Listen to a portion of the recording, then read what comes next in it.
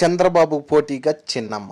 ఉత్తరప్రదేశ్లో ప్రాంతీయ పార్టీలని, ఉత్తరాఖండ్లో కాంగ్రెస్ పార్టీని మట్టి కరిపించి కుర్చీనెక్కేసిన కమలం పార్టీ ఆ ఊపిని కంటిన్యూ చేస్తున్న ఉత్సాహం బీజేపీ శ్రేణుల్లో స్పష్టంగా కనిపిస్తుంది. నెక్స్ట్ ఏంటి అంటూ కళ్ళెగరేస్తున్న అమిత్ షా దృష్టిలో దక్షిణాది రాష్ట్రాలే పడతాయని, అది ముఖ్యంగా ఆంధ్రప్రదేశ్ లాంటి మిత్రపక్షాల అధికారంలో ఉండే రాష్ట్రాల మీద ఎక్కువ కాన్సన్ట్రేట్ చేయొచ్చని అంచనా. ఏపీ బీజేపీలో ప్రామినెంట్ గా కనిపిస్తున్న నేతల్లో అయితే ఈ ఆశలు చిగురించడం మొదలైపోయింది కూడా. కేంద్రంలో మంత్రిగా కూడా చేసిన దగ్గుబాటి పురంధరేశ్వరి తన పొలిటికల్ కెరీర్ మళ్లీ పట్టాలెక్కడం ఖాయమన్న నమ్మకంలో ఉంది. మణిపూర్ లాంటి రాష్ట్రాల్లో జీరో సైజ్ నుంచి పవర్ లోకి వచ్చేంత స్థాయికి చేరుకున్న బీజేపీకి ఏపీలో కూడా పుంజుకునే అవకాశాలు మెండుగా ఉన్నాయని ఆమె జోస్యం చెప్తున్నారు. మొన్నటి వరకు ఏపీ బీజేపీ అసంతృప్తుల జాబితాలో ఉన్న ఈ చిన్నమ్మ ఒకానొక సందర్భంలో వైసీపీలోకి జంప్ అయిపోతారన్న వార్తలు కూడా ఆస్కారం ఇచ్చింది. ఇప్పుడు యూపీ బీజేపీ సునామీ నేపథ్యంలో పురంధేశ్వరి సహా ఏ ఒక్క బీజేపీ నేత కూడా పార్టీ బయటకు చూసే ఆలోచనలో లేరు.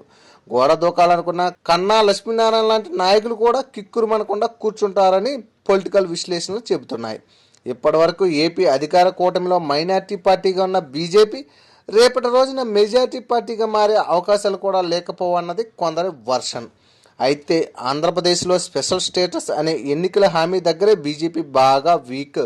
మరి ఈ బలహీనత నుంచి అమిత్ షా బి గ్రేడ్ ఎలా బయటపడుతుందన్నదే సస్పెన్షన్.